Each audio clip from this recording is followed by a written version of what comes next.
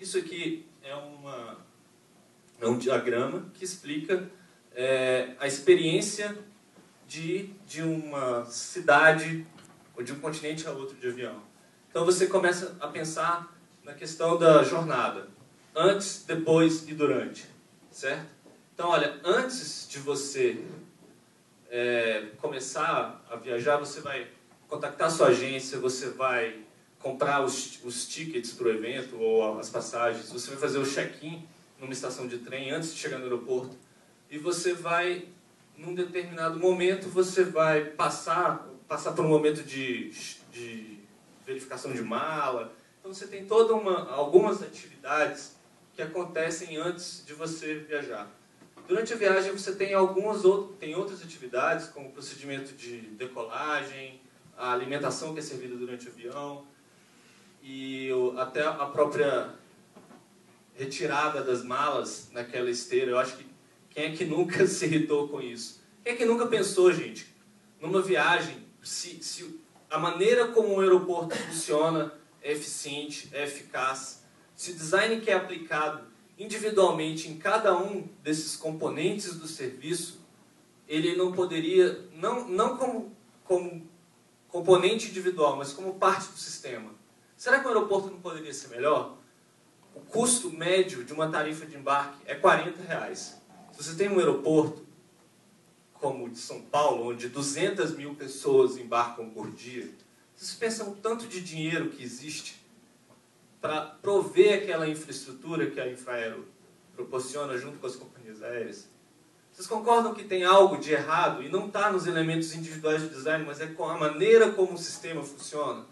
Se as pessoas que estão lá no marketing, na administração, começam a enxergar a jornada do consumidor, começam a olhar, comecem a perceber essas dificuldades, vocês concordam que pode haver uma mudança?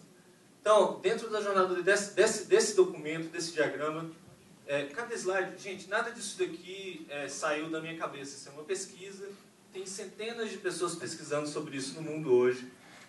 Depois eu vou até dar mais referências.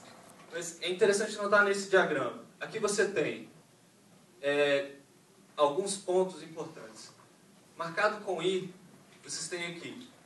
Aonde que ter informação pode proporcionar uma melhor experiência? Em alguns pontos isso está muito bem marcado aqui. Por exemplo, no momento de escolher a cadeira. Um outro momento interessante é na parte de passaporte e imigração. Se você está fazendo uma viagem internacional, você sempre tem, se você tiver disponibilidade de dados dentro do sistema, você consegue mudar completamente a experiência de consumo. Então esse diagrama mostra algumas dessas oportunidades. Eu vou passar para o próximo diagrama, que é como é que esse tipo de diagrama é montado. Aquilo é uma simplificação. Isso daqui é um trabalho da Engine Service Design da Grã-Bretanha. Eles têm como um grande case, acho legal vocês procurarem, uma classe de luxo nova de uma companhia aérea que chama Virgin Atlantic. É uma coisa do outro mundo. Vocês têm que entrar depois na internet, eu vou passar as referências e visualizar isso de uma maneira diferente. A questão econômica aqui é o seguinte: eles criaram uma classe que está acima de executivo a alto nível, é uma classe plus, é uma classe que é difícil conseguir você ter pontos para chegar nessa classe. Essa experiência foi modelada utilizando essas técnicas que a gente está falando aqui. Tá?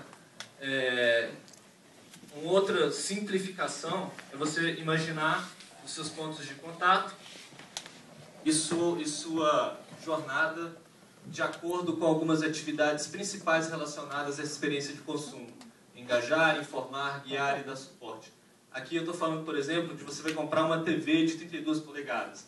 Você começa lá por meio da publicidade. LED 3D Samsung, que bacana na TV. Você vai no website dessa marca. Depois você tem acesso à comunicação, às vezes dentro da loja, uma sinalização que fala, ou um stand, alguma coisa. E na hora de suporte a essa compra, você encontra com o vendedor. Enxergar essa jornada dessa maneira vai facilitar com que vocês tenham ideias de design que sejam mais relevantes, melhores para as pessoas.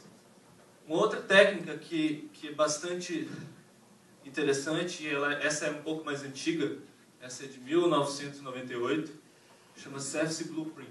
O Service Blueprint é um diagrama que descreve o sistema de uma maneira mais objetiva e a relação entre os atores no sistema. Como funciona isso?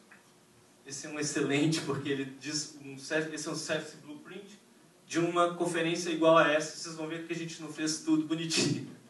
Bastava seguir esse modelo.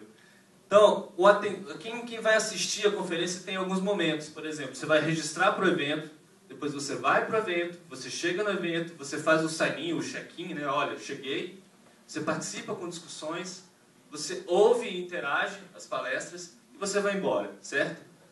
Tem uma linha de interação. Essa linha de interação significa os consumidores interagem com os provedores de serviço no front stage. Então, quem está no front stage vai blogar, tweetar, anunciar o evento antes de acontecer, vai cumprimentar as pessoas que vieram no evento, ele vai fazer o check-in dessas pessoas, ele vai sentar confortavelmente, olha, estão em seus lugares, ele vai conduzir o painel, vai palestrar, vai facilitar o ato de pergunta e respostas, e depois ele vai concluir o painel e vai despedir das pessoas. Então, aqui a gente tem duas dimensões, as ações dos consumidores e a linha de interação.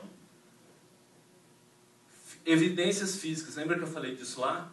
A gente deixa rastros. Essas evidências físicas, elas têm significado e elas mostram esses momentos de transição. É aqui que a gente atua como designer na maioria das vezes, na evidência física do serviço. Então, você tem lá, por exemplo, um e-mail de olá, sua inscrição foi confirmada, você tem aquele material de despedida, você tem o brinde do Nandico aqui. Isso tem um significado, isso é uma evidência física do serviço. É isso aqui, alguém vai sair daqui lembrando dessa conferência por causa disso aqui. Tá? E tem as outras dimensões, são abaixo da linha de visibilidade. A maioria de vocês não viu muito do que aconteceu aqui. Mas você tem as back of stage interactions, ou seja, as interações que acontecem abaixo da linha de visibilidade, que é feito pela equipe. Desenhar pensando, representar e desenhar pensando nisso é importante, porque no final você tem os processos de suporte. Por exemplo, um plano de marketing. Por exemplo, recrutar e coordenar voluntários para esse evento. Então, enxergar dessa maneira vai facilitar a nossa vida. Uma dica que eu vou mostrar no próximo diagrama é o seguinte. Se a gente coloca mais uma camada, que é a questão emocional, esse diagrama fica completo. Esse não está bastante visível, mas é um diagrama similar, onde você tem aqui o quê? Um diagrama de emoções. Positivo para o negativo. Começa a enxergar a questão das emoções do consumidor em cada um desses estágios, de acordo com as ações dele.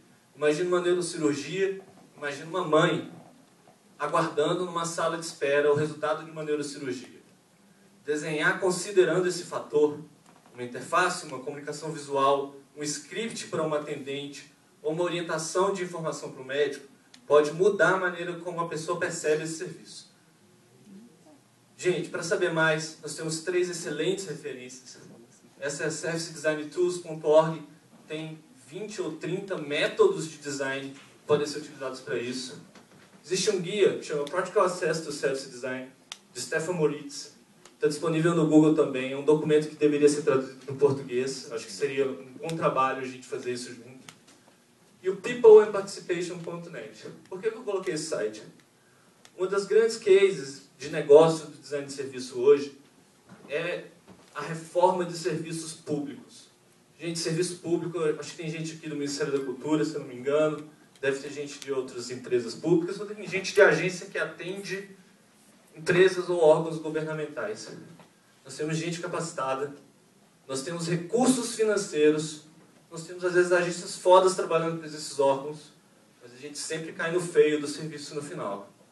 Falta uma linguagem única, falta um artefato de comunicação, e o designer tem a função de ser facilitador, e não um criador, um detentor dessa ferramenta, como o arquiteto é o dono do wireframe. Mas a gente tem que começar a ensinar isso para as áreas de negócio, para os gestores, para que eles facilitem essa representação visual do que é essa complexidade, para que a gente possa agir de uma maneira mais eficiente e tornar o mundo melhor. Ou como diz o Bito, salvar o mundo das casas. Ó, uma provocação, só para quem tiver afim, a gente vai continuar essa conversa na internet. Como fazer com que o serviço de doação de sangue funcione melhor? Como que a gente pode bolar um serviço para isso? Como melhorar os serviços públicos de saúde aumentando a comunicação e empatia entre médicos e pacientes. Aliás, eu coloquei aqui serviço público. Desculpa, não existe um hospital que eu acho que vocês queiram estar no momento. Ninguém gosta de hospital. Uma consulta, às vezes, é de 50, 100, 200 reais. Os médicos são extremamente qualificados, gente com PhD. Só que as coisas não funcionam no hospital. A gente tem que começar a pensar em como melhorar coisas desse tipo, resolver problemas desse tipo. E o terceiro, que serviço que a gente pode criar, por exemplo, para facilitar a busca de crianças perdidas nas grandes cidades? Gente, muito obrigado. Eu acho que a gente não vai ter tempo para perguntas.